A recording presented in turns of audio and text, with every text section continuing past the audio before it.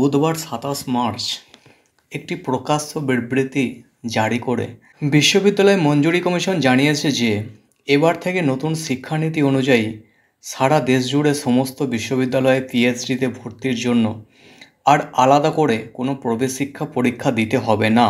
UGC net পরীক্ষায় pass করলেই পিএইচডির জন্য যোগ্য বলে বিবেচিত হবেন প্রার্থী এবং নেট পরীক্ষার নাম্বারই হবে পিএইচডিতে ভর্তির মাপকাঠি।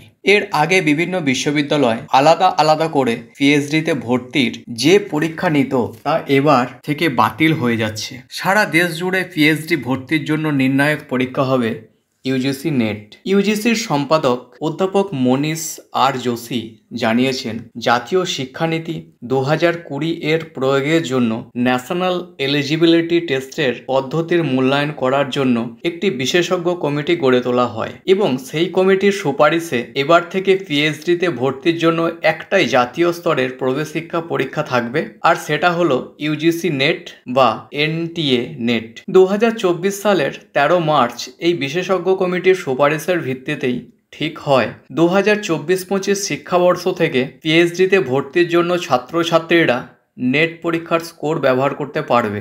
এতদিন পর্যন্ত বছরে দুবার করে আয়োজিত হতো এই ইউজিসি নেট পরীক্ষা, একটি হতো জুন মাসে, অন্যটি ডিসেম্বরে। আর নেট পরীক্ষায় পাস করলে প্রার্থী জুনিয়র রিসার্চ ফেলোশিপ অথবা অ্যাসিস্ট্যান্ট প্রফেসরশিপের জন্য যোগ্য বলে বিবেচিত হতেন। এই পদ্ধতিতে বদল এনেছে ইউজিসি। এবার থেকে নেট পাস করলে 3টি ক্যাটাগরিতে আলাদা আলাদাভাবে প্রার্থীরা যোগ্য বলে বিবেচিত হবেন। আগের বা বর্তমান নিয়ম অনুসারে নেট উত্তীর্ণ প্রার্থীরা জুনিয়র রিসার্চ ফেলোশিপ এবং অ্যাসিস্ট্যান্ট প্রফেসরশিপের জন্য যোগ্য হবেন ছাত্রছাত্রীরা।